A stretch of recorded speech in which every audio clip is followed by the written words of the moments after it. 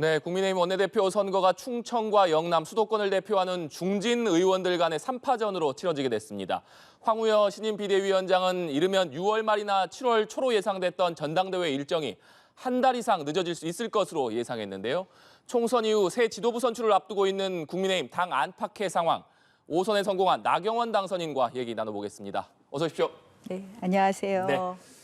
총선이 끝난 지도 이제 한 달이 가까이 돼 가는데 당선 네, 이후에 어떻게 지내셨습니까? 당선 이후에요. 당선 인사를 다녔습니다.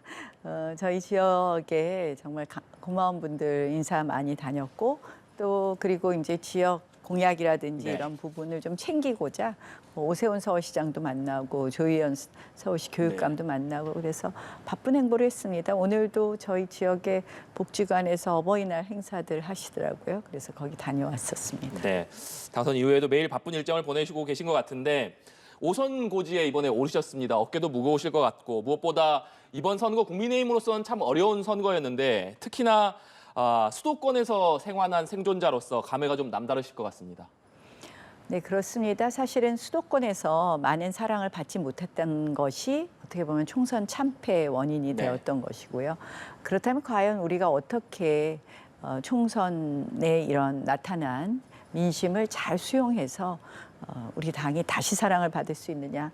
사실 제가 당선이 된 것은 다시 일하게 돼서 기쁘지만 그런 고민이 참 많은 네. 시기인 것 같습니다. 그래서 뭐 어떤 역할을 제가 하느냐 안 하느냐 이런 걸 떠나서요. 저는 사실은 우리 당이 어떻게 해야지 사랑을 받을 수 있을까? 무엇이 부족했을까? 앞으로 어떻게 해야 될까? 그런 고민 많이 하고 있습니다. 특히 뭐 세대별로 지역별로 저희에 대한 마음들이 다 다르셔서요. 그런 부분 고민하다 보니까 뭐 이렇게 계속 좀 어깨도 무겁고 마음도 참 편안하지 않은 것 같습니다. 네. 네, 원내대표 선거 얘기해봐야 될 것 같은데 당초에 이철규 의원 추대론 얘기까지 나오다가 세 분의 후보가 등록을 하면서 3파전으로 치러지게 됐습니다. 출마 후보들의 출사표도 좀 들어보셨을 텐데 후보들의 면면 그리고 출사표 좀 어떻게 들으셨습니까? 뭐 세 분 다 아주 정책통이라고 할 수 있죠. 전부 다 행정고시 출신들이시고 정책적으로 다들 역량이 있는 분들입니다. 저는 어쨌든 이렇게 여러분이 나와서 경선을 한다는 부분은 바람직하다고 생각을 하고요. 이철규 의원도 뭐 포기하시지 않고 나오셨어도 괜찮지 않을까 이런 생각도 네. 해봤습니다. 사실 이제 이게 뭐 우리 이재명 대표의 민주당처럼 단독 출마, 단독 추대는 좀 바람직하지 않다고 보거든요. 그래서 세 분이 나와서 경선을 건강하게 하신다고 하니까 열심히 좀 들여다보려고 하고요. 세 분 다 제가 20대 원내대표 시절에 같이 일해본 경험이 있어서 네. 세 분의 뭐 특장점을 참 잘 알고 있다고 생각을 합니다. 모두 장점이 있는 분이고 앞으로 이제 내일 저희가 토론회도 하고요. 네. 모레 투표를 하니까 누구든지 정말 더 역량을 발휘하실 분이 당선되셨으면 좋겠다. 근데 사실은 굉장히 어려운 원내대표 자리예요. 뭐 아시다시피 지금 여의도에서는 저희가 여당이라고 할 수 없지 않습니까? 뭐 국회 의석수가 이렇게 차이 나는 의석수가 없었고 그러다 보면 사실은 지금 민주당에서 뭐 모든 걸 다 밀어붙일 태세로 지금 보여지고 있기 때문에 유연함도 있어야 되지만 때로는 또 좀 강인함도 있어야 될 것 같고요. 단호함도 있어야 될 것 같습니다. 그래서 협상도 잘해야 되지만 어쩔 때는 단호하게 투쟁할 것은 투쟁하고 또 용기 내서 말할 것은 말해야 되는데 이러한 부분을 잘 조화롭게 보여줄 리더십을 그런 부분을 잘 보여주셔야 되지 않을까 이런 생각합니다. 네, 말씀해 주셨으니까 당선인께서 원내대표 시절이던 2019년도에 국회 패스트트랙 충돌이 있었고 그때 앞장서서 뭐 투쟁했던 모습이 좀 기억이 나고 또 교섭단체 원내대표 연설에서 대표 연설에서는 문재인 대통령을 향해서 김정은의 수석 대변인 아니냐 이런 얘기를 했다가 민주당에 강한 반발을 사기도 했었는데 당시에 야당 원내대표로서 투쟁했던 경험으로 비춰봤을 때 지금은 여당이긴 합니다만 새로 선출된 원내대표가 갖춰야 될 자질이랄까요? 어떤 점들이 가장 필요하다고 보십니까?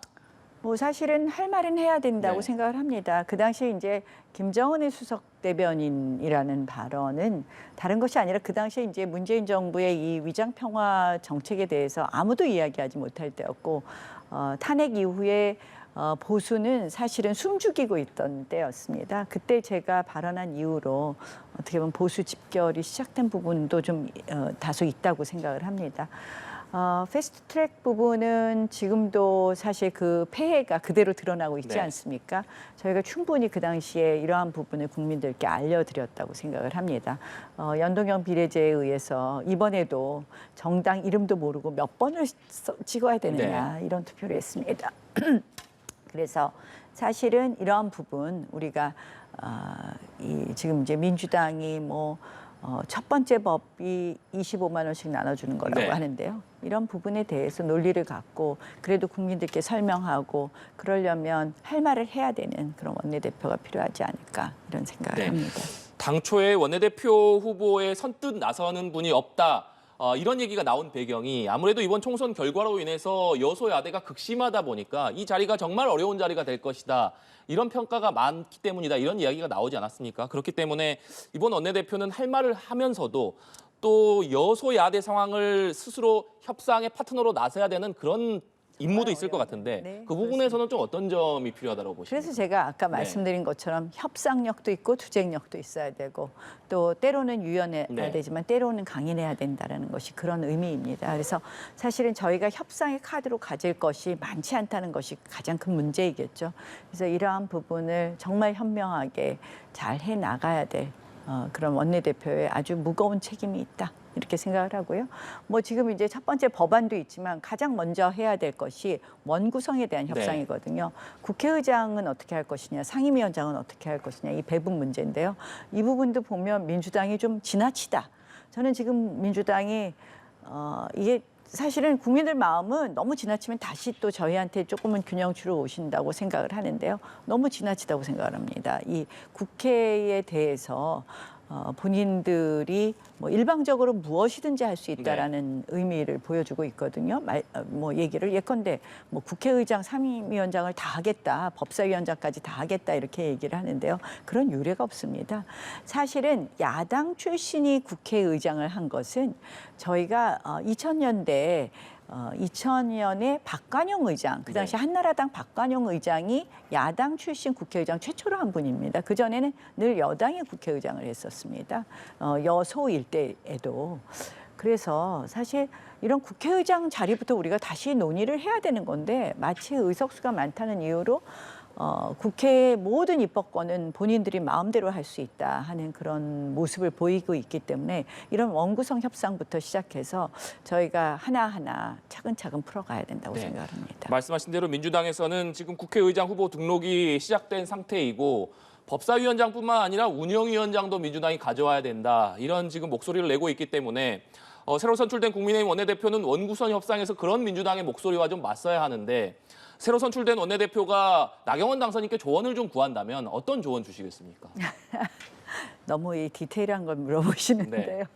사실은 이 원구성 협상부터 저희가 이제 이 국회의 의회 민주주의를 복원해야 되는 게 저는 가장 큰 숙제라고 생각을 합니다. 제가 이제 가장 안타까워했던 것, 패스트트랙 당시에 가장 안타까워했던 것이요. 패스트트랙에 대한 해석부터가 의회 민주주의를 파괴하는 쪽으로 해석을 했습니다. 그 관행이 지금 이제 거의 굳어지고 말았는데 이러한 것부터 하나하나 짚어가면서 의회 민주주의 복원, 그 핵심은 합의 정신의 복원입니다. 국회는 절대 다수결의 원칙이 제1의 선이 아니거든요. 그래서 국회는 300명의 의원이 있는 것이고 그 사이에 토론을 하는 것이고 그 사이에 숙려 기간을 두는 것입니다. 그런데 지금 민주당의 국회의 원칙, 국회 운영의 원칙은 다수결이에요. 그러면 그냥 다수당이 마음대로 하겠다는 것이거든요. 그래서 의회 민주주의를 복원하는 쪽으로 강조하고 그것이 어떻게 보면 국회를 300명을 두고 그동안 이 국회를 운영해왔던 대한민국의 헌정 질서다, 헌정 가치이다 이러한 부분을 강조하면서 협상이나 그러한 기준에서 그러한 기본에서 어떻게 보면 야당과 대화를 하는 것을 시작해야지 하나하나 문제를 풀어갈 수 있지 않느냐. 또 그러한 부분을 또 국민들께 설명하고 이해를 구하고 그런 부분에 대한 일종의 컨센서스를 만들어가는 과정부터가 필요하지 않느냐 이렇게 생각을 합니다. 네. 그리고 최근에 한 인터뷰에서 용산 대통령과 여의도 대통령이 따로 있는 정국이다 이런 말씀을 하셨습니다. 아무래도 총선 이후 상황 때문에 이런 말씀을 하신 것 같은데 어떤 의미로 하신 말씀인가요? 뭐 한마디로 민주당이 지나치다라는 걸 지적한 네. 거라고 보시면 될 것 같습니다.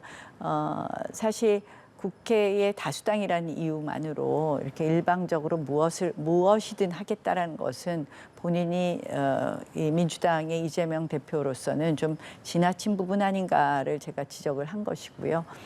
특히 이 민주당이 거의 이재명 대표 일당 체제가 되는 것 같아서 제가 아까 의회 민주주의를 이야기했는데 의회 민주주의는 또 각 정당의 정당 민주주의가 제대로 꼽히는 것을 기반으로 하고 있거든요. 근데 민주당이 사실 정당 민주주의도 거의 사실상 뭐 많은 부분 정당 민주주의가 실종된 것 아닌가 이렇게 보여지는 부분이 있어요. 그래서 그러한 부분을 좀 지적한 것이다. 그래서 앞으로 국회가 가야 될 길에 있어서 한참 거꾸로 가는 행태가 아닌가 이런 부분을 지적했다. 이렇게 보시면 되겠습니다. 네, 관련해서 이재명 대표가 민주당 당선인들에게 각자 소신이 있더라도 당론이 좀 결정되면 따르는 것이 좋다 이런 얘기를 했습니다. 방금 해주신 말씀과 좀 연관지어 생각해 볼 수 있을 것 같은데 이 발언에 대해서는 좀 어떻게 생각하십니까?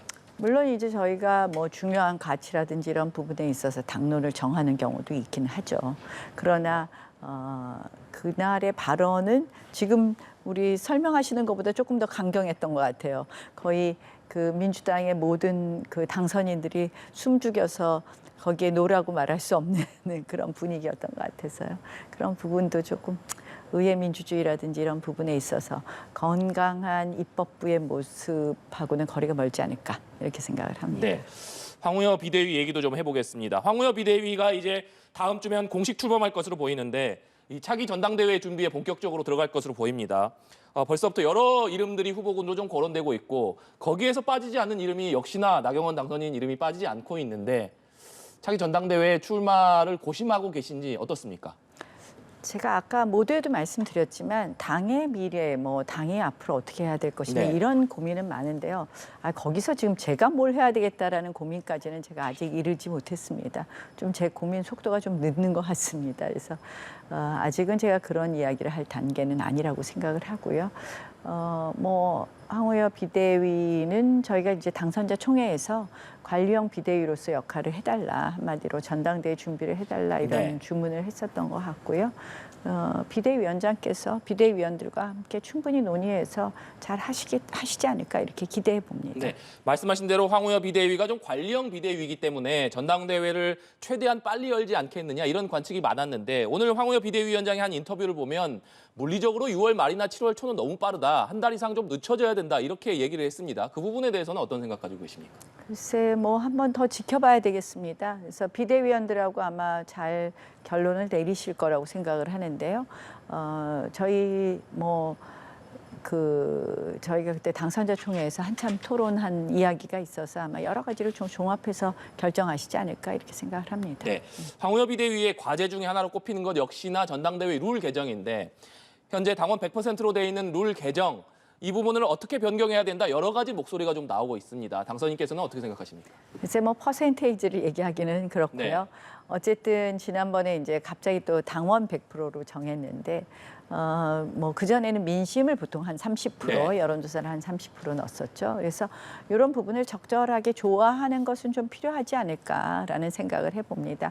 그러나 이제 이것이 저희가 이제 공직 후보자 선출의 경우하고 당대표는 조금 역할이 다르다고 네. 생각합니다. 공직 후보자의 경우에는 밖에 가서 표를 또 벌어와야 되니까 그런 경우는 민심을 조금 더 많이 반영을 한다면 당대표는 결국 당원을 개표하는 자리이니까 당원의 마음을 그러니까 여론조사 비율도 꼭 똑같이 해야 되느냐 이런 부분에 대해서 본격적인 좀 더 토론이 필요할 거라고 생각을 합니다. 네.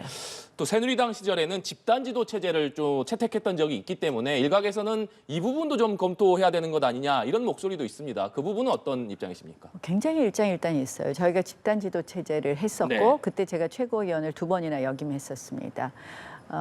그런데 이제 그때 집단 지도 체제를 단일 지도 체제로 바꾼 이유는 한마디로 봉숭아학당이다. 집단 지도 체제 내에 1등과 2등 후보가 너무 싸우다 보니까 이게 모양이 어떻게 보면 이 당의 의견이 하나로 합치되지 않는 그런 단점이 있다. 근데 그러고 나서 또 단일 지도 체제를 하니까 좀 더 이 지도부의 리더십이 좀 약한 것 아니냐. 최고위원들이 너무 이제 또 뭐 꼭 초선이라고 실력이 있다 없다라고 말씀드리는 건 적절하지는 않지만 너무 주니어 초선들이 많이 하지 않느냐 이런 또 비판이 있었습니다.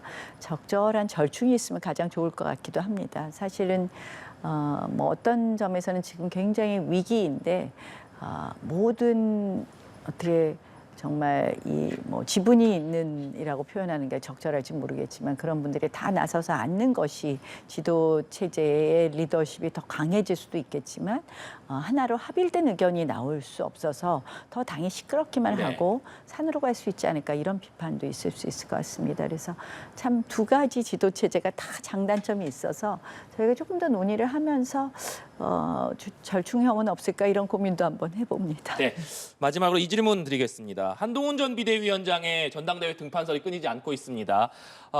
당직자들과 최근에는 좀 만찬을 한 것으로 알려지면서 계속해서 이번 전당대회에 다시 나오려는 것 아니냐 이런 해석들이 나오고 있는데 그 부분에 대해서는 어떤 생각 가지고 계십니까? 글쎄 한동훈 위원장 이번에 뭐 선거 때 수고 많이 했습니다. 수고 많이 했고 뭐 이런 부분은 본인의 판단이기 때문에 제가 뭐 이렇게 예측하는 것조차도 뭐 적절하지 않지 않나 이런 생각을 하면서요.